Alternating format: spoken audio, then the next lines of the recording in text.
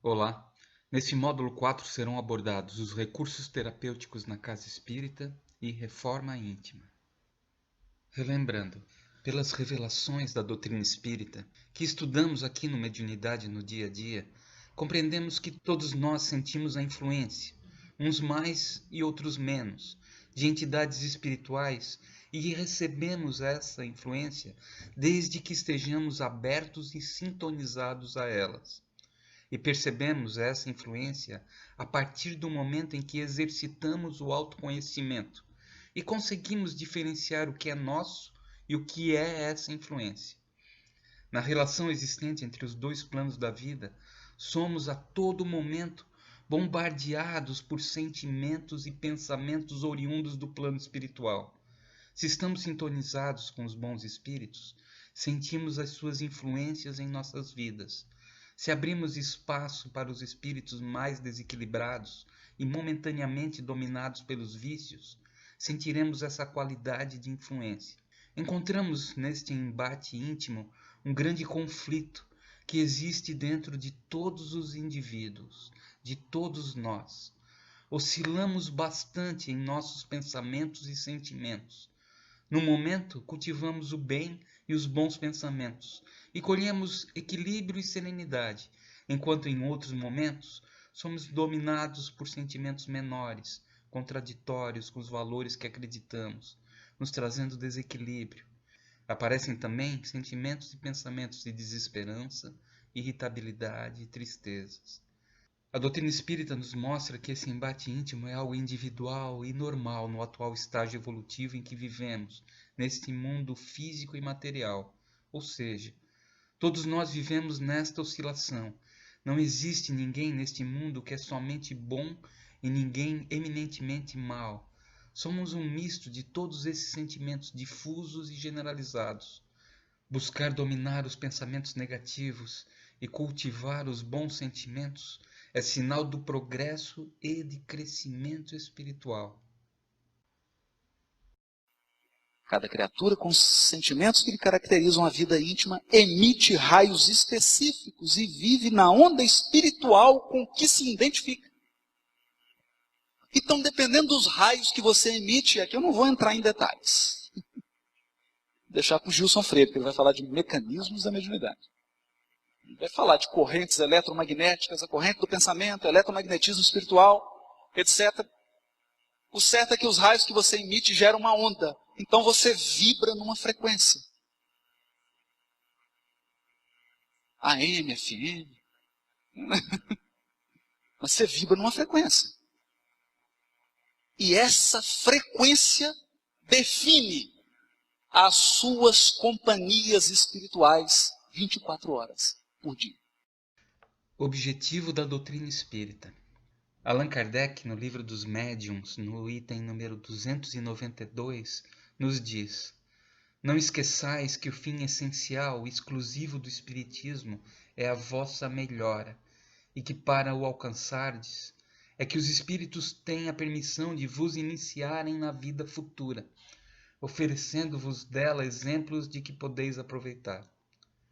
A doutrina espírita nos proporciona o entendimento de que somos espíritos imortais, criados por Deus e assim considerados filhos de Deus, criados simples e ignorantes, submetidos às leis divinas, numa jornada de progresso espiritual, moral e intelectual, até a perfeição, passando para isso por períodos encarnados e outros no plano espiritual.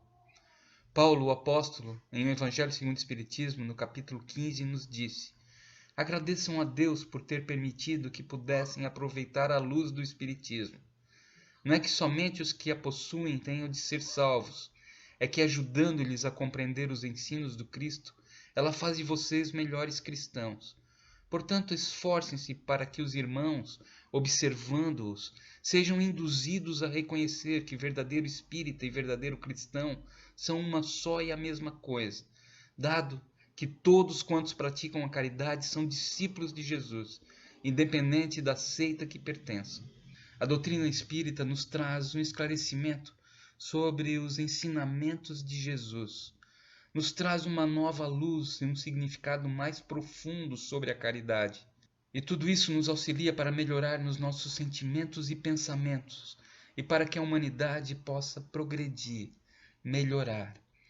E o papel fundamental do centro espírita na sociedade é ajudar as pessoas no processo de reequilíbrio, levando a mensagem moral de Jesus à luz da doutrina espírita. Recursos terapêuticos promovidos pelo centro espírita. A terapêutica espírita serve para auxiliar o indivíduo em sua caminhada de autodescobrimento, de autoiluminação, de autoeducação, na obtenção de equilíbrio, na busca pela sua reforma íntima e pelo seu progresso espiritual, entendendo por si mesmo a importância da prática da caridade.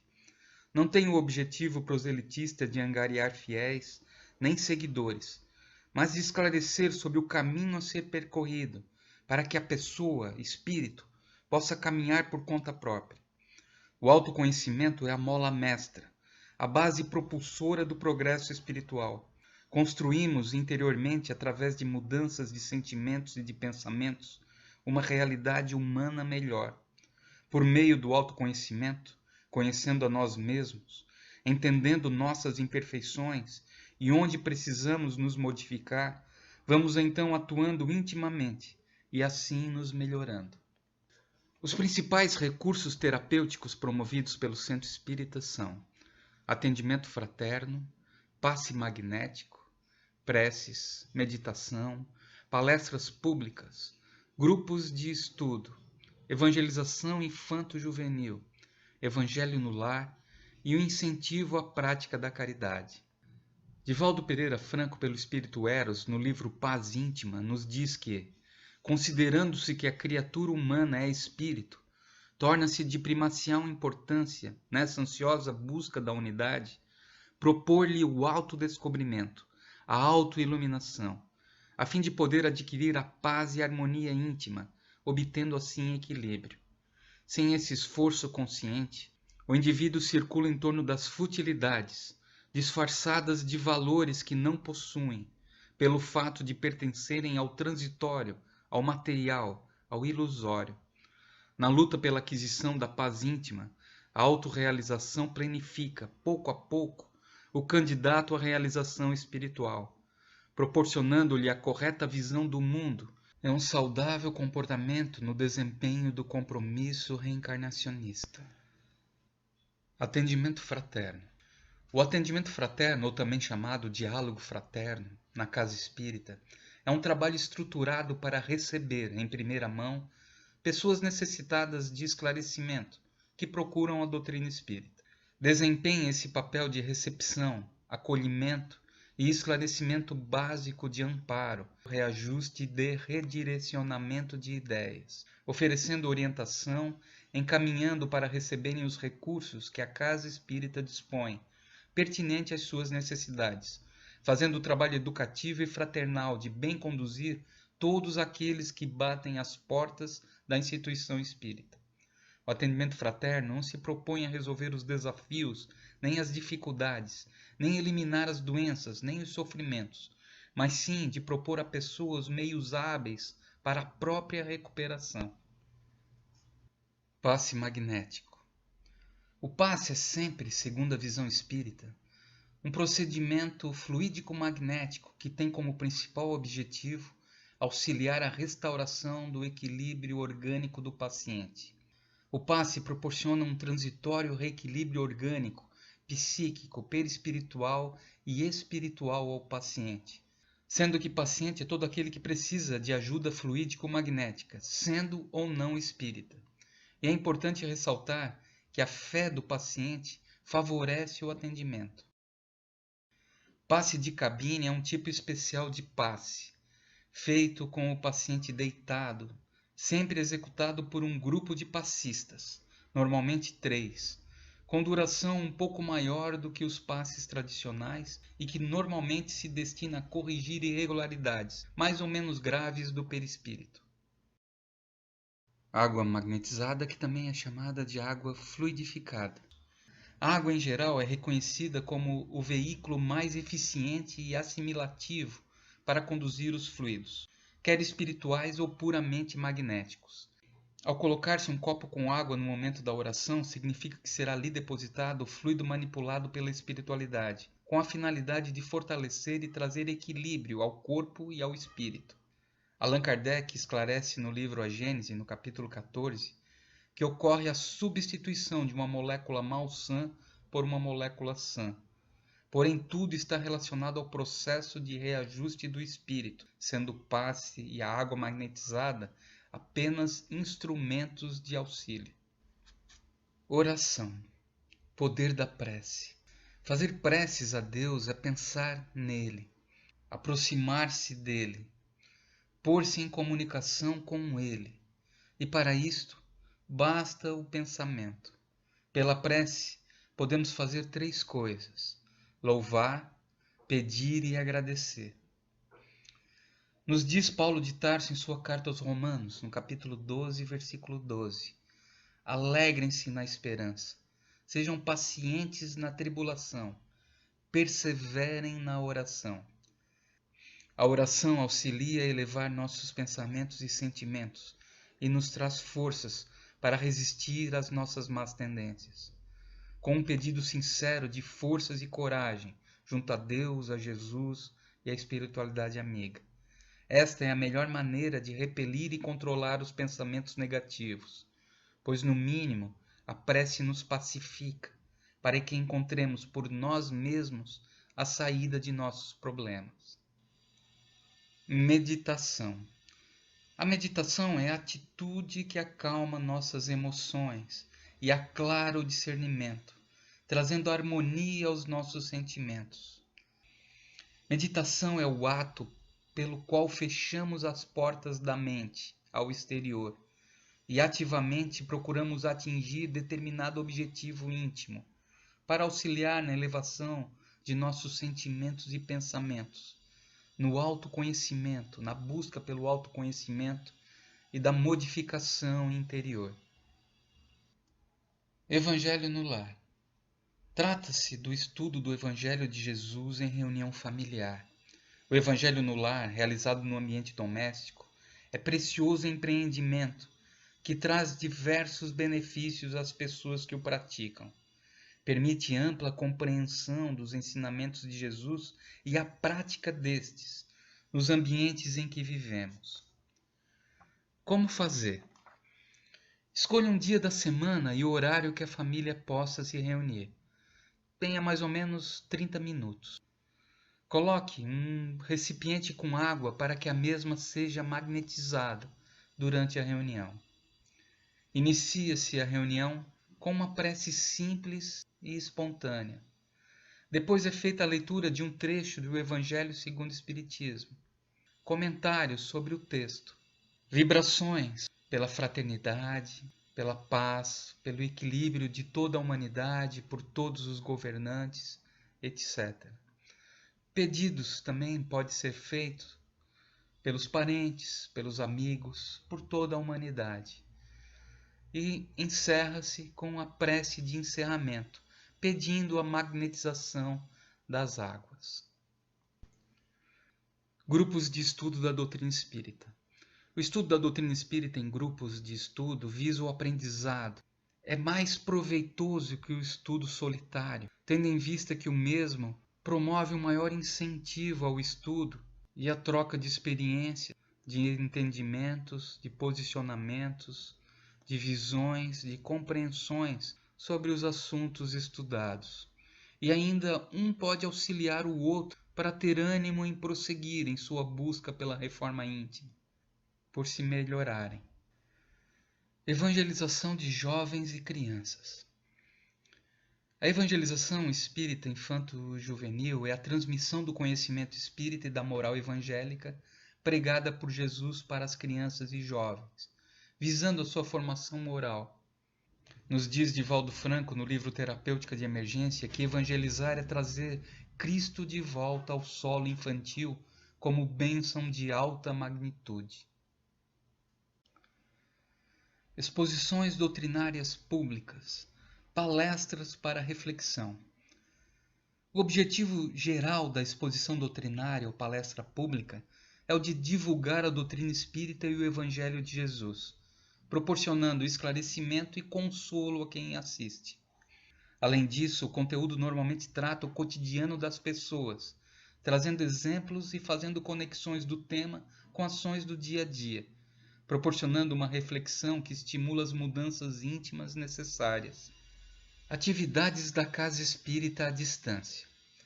Muitas pessoas necessitadas de consolo, de esclarecimentos e de auxílio espiritual não conseguem comparecer à casa por diversos motivos, como distância, transporte, horário de trabalho ou outros. O Centro Espírita proporciona então, por meio da transmissão em redes sociais como Facebook, Instagram, WhatsApp e YouTube, a transmissão e ou a divulgação de palestras da casa ao vivo nas segundas e quintas-feiras, com o passe à distância e radiação, e mensagens de consolo.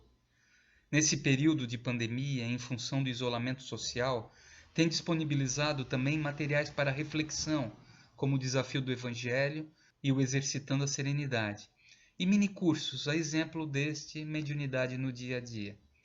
Sempre seguindo os objetivos da casa, no ajudar as pessoas no seu processo de reequilíbrio, transmitindo a mensagem moral de Jesus à luz da doutrina espírita. Essa ação possibilita que o Espiritismo continue a contribuir para que as pessoas possam ser auxiliadas nos momentos de dificuldade, promovendo o autoconhecimento e, na medida do possível, apoiando o fortalecimento da autonomia das pessoas que procuram o centro espírita. Mais uma vez vamos assistir um vídeo do Amigos da Luz, com o título de Valdo e Eu. Porque essa é a nossa meta. Nós avançamos para a imortalidade. Precisamos levar conosco o coração leve, que só o perdão e o amor são capazes de edificar. Mas agora eu quero falar com você, Alessandra. Você, minha filha, que está aí sentada comendo pipoca. Ah? Você mesma, Alessandra Matias. Nossa, o senhor tá falando comigo mesmo? Nossa, eu fiz bem de comprar essa televisão, cara. Ela é smart. Ouça, preciso falar contigo. Ai, já sei o que é isso. É transcomunicação instrumental. Eu vi isso numa palestra. É só um bate-papo. Ai, seu Divaldo, o senhor desculpa assim não ter arrumado a casa, né? Também não sabia que o senhor ia falar comigo. Tantos anos vendo televisão, ninguém nunca olhou pra minha cara. Imagina se fosse o Matheus Solano. Não, se bem que o senhor tá ótimo. Alessandra, fica quietinha um pouco e me escuta. Ai, que emoção. Quer uma pipoca? Você sempre assiste minhas palestras. Cada vídeo que posto das palestras que faço, você assiste todo dia. Ai, que emoção. Na televisão, na internet. Ah, mas eu não vejo o senhor só na internet, não. Eu fui num evento aqui no Rio que o senhor foi. Mas será que além de só ouvir falarem da doutrina, você não devia também agir de acordo com ela? Hã? Você já assistiu a esse vídeo mais de 70 vezes. Ué, o que que tem? Não é bom assistir palestra? É claro que faz muito bem à alma. O coração escuta. Mas não é só isso. É também preciso agir e pôr tudo em prática na vida. O perdão e o que vem depois é o tema que trazemos hoje a esta casa. Ai, eu adoro esse vídeo, eu acho lindo, assim, tudo que você fala. Eu não entendo a metade, mas eu acho lindo. E garanto que ainda mais bonito seria se, além de só ouvir falar do tema, você se propusesse finalmente, então, a colocá-lo em prática. Me diga, há quanto tempo está brigada com a sua irmã? Como é que você sabe disso? Ah, tem um tempinho já, pouco tempo. Pois se você já viu essa palestra, mais de 70 vezes a mesma coisa. Sai debaixo da coberta que nem tá frio, larga pra lá essa pipoca e vá se entender com sua irmã. Não 70, mas 70 vezes 7. Ah, seu Divaldo, o senhor não conhece minha irmã. 70 vezes 7, ó, desde que a gente nasceu, eu já perdoei muito mais que isso. É uma figura de linguagem. 70 vezes 7 é o que disse Jesus para se referir ao infinito. Não há limites para o perdão, nem ontem, nem hoje. Então, não perca tempo, Alessandra. Deixe o orgulho de lado e vá procurar sua irmã. É, o senhor tem razão. Faz sentido, né? Então, o que você está esperando, minha filha? Só acabar aqui a pipoca, eu já vou. Ah, não, depois tem a novela. Quando acabar a novela eu vou. Alessandra! Já fui eu, hein?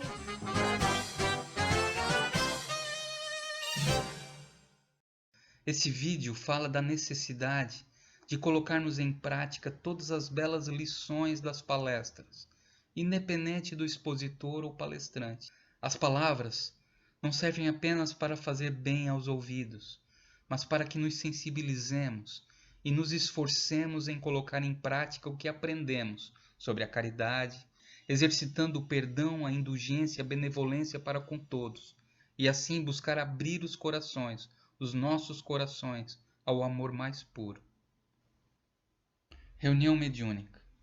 No livro Missionários da Luz, psicografado por Francisco Cândido Xavier pelo espírito André Luiz, no capítulo 17 nos traz Alexandre, o instrutor de André Luiz no livro, explicando que a espiritualidade amiga se utiliza do concurso de médiuns e doutrinadores humanos não só para facilitar a solução desejada, senão também para proporcionar ensinamentos vivos aos companheiros envolvidos na carne, despertando-lhes o coração para a espiritualidade. Complementa ainda Alexandre, nas palavras de André Luiz, ajudando as entidades em desequilíbrio, ajudarão a si mesmos, doutrinando, acabarão igualmente doutrinados. Certa vez perguntaram a Divaldo Franco qual o objetivo de uma reunião mediúnica. Ele disse que Joana de Ângeles, sua mentora, afirma que uma reunião mediúnica possui 3 objetivos.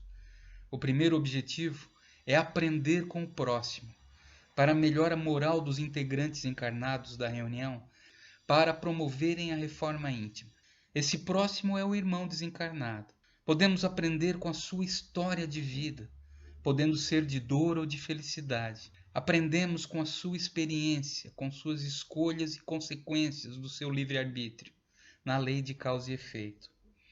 O segundo objetivo é provar aos incrédulos que os espíritos podem se comunicar, e para isso poderíamos apresentar uma variedade de relatos e experiências espontâneas que comprovam a sua existência. O terceiro objetivo, ensinado por Joana de Ângeles, é que podemos ajudar aos desencarnados que sofrem, orientando-os e conduzindo-os para tratamento. Ela categoriza nesta ordem de importância e afirma ainda que nós passaremos a ajudar a partir do momento que banirmos de nós orgulho e vaidade, doando-nos com amor, de forma despretensiosa, com humildade e simplicidade. Reunião de desobsessão. As reuniões de desobsessão objetivam prestar valioso auxílio àqueles que se propõem a tratar o grave problema da obsessão, que, como as mais diferentes e temíveis doenças do corpo físico, se constitui em flagelo da humanidade. Desse modo, assim como ocorre nas reuniões de estudo e prática da mediunidade, cujas comunicações com o plano espiritual oportunizam o aprendizado, esclarecimento e auxílio aos irmãos trazidos para a comunicação, as reuniões de desobsessão têm foco, como o próprio nome indica, nos complexos processos obsessivos que envolvem encarnados e desencarnados. Uma observação sobre o sono. Sentir sono ou bocejar fora de hora, como em reuniões doutrinárias, palestras ou reuniões mediúnicas, pode ser a consequência de fadiga física, de cansaço, mas também pode ser provocado pela aproximação de certas entidades que podem ocasionar sonolência. O sono excessivo ou bocejo excessivo, quando causado pela mediunidade, pode indicar que o médium está sofrendo uma grande perda de energia, causada por entidades do plano espiritual. Lembrando que há entidades que desejam perturbar as tarefas e para isso tentam envolver as pessoas em vibrações de torpor, agindo por hipnose. Uma das maneiras mais efetivas de minimizar os impactos do sono excessivo e do bocejo é o constante cuidado com a sintonia emocional e espiritual. Joana de Ângeles nos diz: recorre aos recursos espíritas, ora e ora sempre, para adquirires resistência contra o mal, que infelizmente ainda reside em nós. Permuta a conversação enobrecida pois que as boas palavras renovam as disposições espirituais. Utiliza o recurso do passe socorrista, rearticulando as forças em desalinho. Sorve um vaso de água fluidificada, restaurando a harmonia das células em desajustamento. E, sobretudo, realiza o bom serviço. Prática da caridade. Joana de Ângeles diz que a fome de amor perto do teu leito de queixas, nos motivando a olharmos para irmãos em situação dolorosa também, pois quando os ajudamos, estamos amenizando as nossas provações, tornando mais leve e suave o nosso fardo. É a prática da caridade que transforma o ser, que abre os corações, que vai extinguindo a indiferença, permitindo que comecemos a perceber a todos como irmãos. A caridade é a melhor expressão do pensamento de Jesus e que resume os deveres que temos. Quando exercitamos a caridade, nós vamos aprimorando-a, iniciando com pequenas demonstrações no sentido de generosidade material, depois passando a uma atenção maior ao nosso próximo e aos poucos nós vamos desenvolvendo respeito, tolerância, compaixão e uma sensibilidade maior para com o nosso próximo. E um dia, abrindo cada vez mais nossos corações, melhorando nossos sentimentos, pensamentos e ações, chegaremos à caridade que Jesus nos ensinou. Allan Kardec, no livro O Céu e o Inferno, nos diz: todo homem, podendo corrigir as suas imperfeições pela sua própria vontade, pode poupar-se dos males que delas decorrem e assegurar a sua felicidade futura. Essa é a lei da justiça divina, a cada um segundo suas obras, tanto no céu como na terra. No Evangelho segundo o Espiritismo, no capítulo 11, no item 8, o Espírito Lázaro nos diz: o amor resume a doutrina de Jesus toda inteira, visto que esse é o sentimento por excelência, e os sentimentos são os instintos elevados à altura do progresso feito. Em sua origem, o homem só tem instintos. Quando mais avançado e corrompido, só tem sensações. Quando instruído e depurado, tem sentimentos. E o ponto delicado do sentimento é o amor. Aprender a amar verdadeiramente, de praticar a caridade como Jesus a entendia, na benevolência para com todos, indulgência à imperfeição do outro e perdão das ofensas, é o grande objetivo de nossa evolução, de nosso progresso espiritual. Como praticar para desenvolvermos a verdadeira caridade? Podemos praticar a caridade de diversas formas, a cada momento, em cada momento, conversando, evitando julgamentos, buscando ser solidários, amparando o nosso próximo dentro das possibilidades que temos. Trabalhos voluntários, visitas, doações para asilos, orfanatos, casas de saúde ou a pessoas necessitadas. Orar por quem está necessitado. Lembrar das pessoas que precisam em nossas preces. Junto à casa espírita, podemos ser voluntários também. Na biblioteca, na livraria, auxiliando na organização para a doação das cestas básicas, na leitura para a harmonização antes das palestras, nas preparações dos trabalhos, na parte do som, na transmissão. Podemos, com o tempo e nos preparando para isso, trabalhar em exposições doutrinárias, na evangelização de crianças e jovens, como dirigentes de grupos de estudo, trabalhar no passe, no atendimento fraterno. Há muitas oportunidades e a cada momento temos uma nova oportunidade de praticar a caridade, de olharmos ao nosso próximo com mais carinho, com mais atenção. Vídeo sobre a prática da caridade.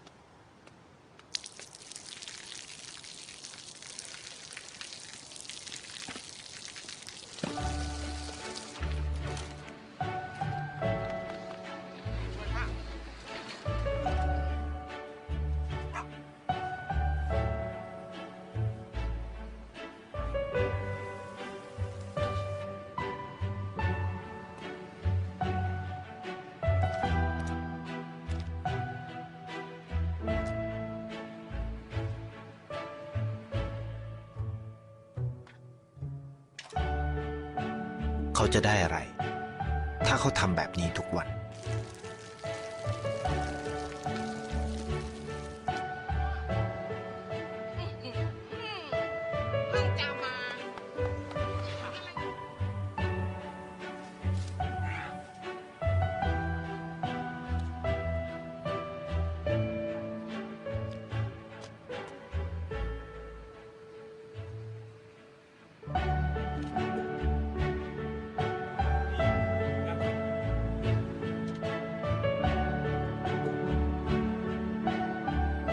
เขาจะไม่ได้อะไรเลย ไม่ได้รวยขึ้น ไม่ได้ออกทีวี ไม่มีใครรู้จัก ไม่ได้มีชื่อเสียงที่มากขึ้น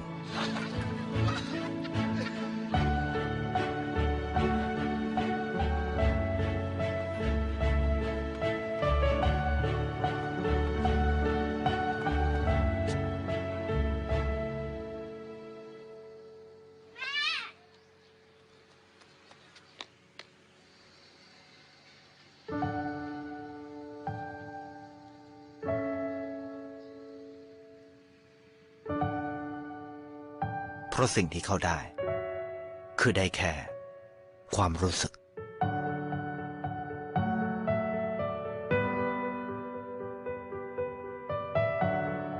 ได้เห็นความสุข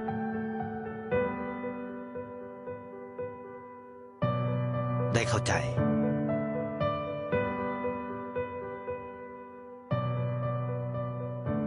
ได้ความรักได้ในสิ่งที่เงินซื้อไม่ได้ได้โลกที่สวยงามกว่าเดิม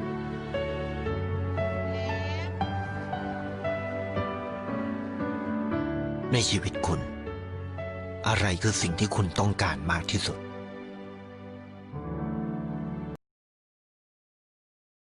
O centro espírita é uma porta para a nossa melhora espiritual, porém porta que tem que ser aberta por nós mesmos. Nada adianta anos de tratamento de passes, assistindo palestras, se continuamos presos ao que nos é conveniente, em nossa própria zona de conforto.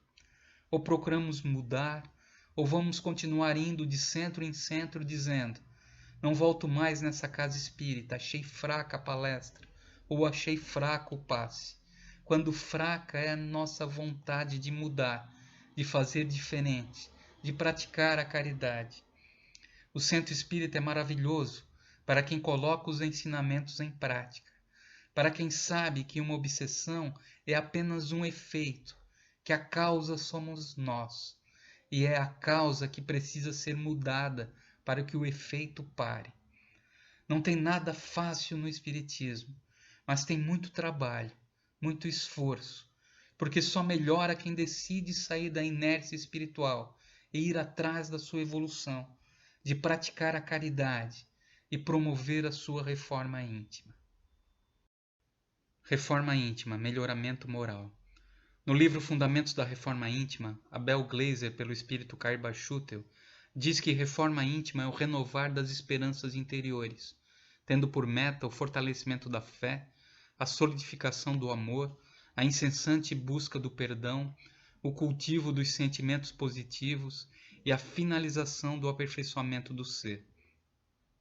É o esforço que o ser humano faz para melhorar-se moralmente. Sua base de apoio fundamental são os ensinamentos de Jesus, que representam um roteiro luminoso rumo à conquista de um grau mais elevado na cadeia universal evolutiva. É pelas mudanças que realizamos em nossa intimidade que vamos obtendo uma melhor compreensão da realidade humana, buscando um melhor equilíbrio, a harmonia em relação a tudo e a todos, assim como a paz interior que precisamos. E nos diz Emmanuel no livro Pensamento e Vida, psicografia de Francisco Cândido Xavier: categorizamo-nos bons ou maus, conforme o uso de nossos sentimentos e pensamentos, que no fundo constituem cargas de energia eletromagnética, com as quais ferimos ou acalentamos, ajudamos ou prejudicamos, vitalizamos ou destruímos, e que voltam invariavelmente a nós mesmos, impregnadas dos recursos felizes ou infelizes com que lhe marcamos a rota. E de que maneira, Divaldo, nós podemos, através dos pensamentos, atrair os bons espíritos e afastar os maus? Aliás, Jesus, numa bela frase, diz que as boas e as más palavras procedem do coração. O coração no sentido da emotividade, não era do órgão cardíaco. Se nós nos habituarmos a pensamentos saudáveis, mesmo com as nossas preocupações domésticas, sociais e humanas, naturalmente haverá uma ressonância no mundo espiritual. Se criarmos o hábito salutar de pensar nas coisas boas, boas no sentido de edificantes, aquelas que promovem o indivíduo, como diria Allan Kardec, de conteúdo moral, que tem a ver com as leis de Deus, então nós atrairemos espíritos superiores. Conforme você vai falando, me sugere também uma passagem onde André Luiz, um espírito que Chico Xavier psicografou tantas vezes, tantos livros, ele fala da casa mental. Então nós podemos fazer uma analogia, uma metáfora de que nós cuidamos das portas e das janelas da nossa casa. E na casa mental é importante fazermos a mesma coisa, cuidarmos das portas e das janelas. Exatamente. Porque você não abre a porta para estranhos ou pessoas que querem invadir ou que querem dificultar ou trazer algum prejuízo. E porque às vezes abrimos as portas e as janelas mentais para que entrem esses pensamentos? Por negligência, por acomodação, até pelo ato da rebeldia. Jesus refere-se praticamente a isso. Quando o espírito mau perturba o indivíduo e ele resolve por mudar de conduta a vítima, o espírito mau sai e vai buscar 7. Se encontra a casa, aí está. A casa mental desarrumada, são 8 que passam a habitá-la.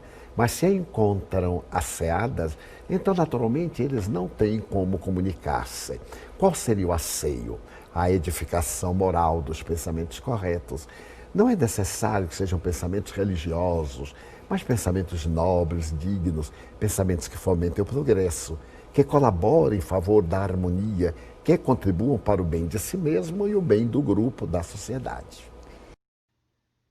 Que possamos lembrar sempre que não estamos sozinhos, que espíritos amigos acompanham nossos passos e atendem a nossas carências correspondendo às nossas vibrações, e que a mediunidade no dia a dia dependerá sempre da sintonia que escolhemos, pela nossa vontade, pelos sentimentos que temos e pelos pensamentos que emitimos.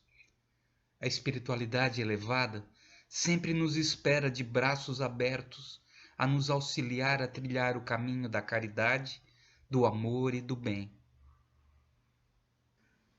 Agradecemos de coração a todos que nos auxiliaram nesse projeto, assim como a todos que acompanharam as nossas transmissões. O nosso muito obrigado.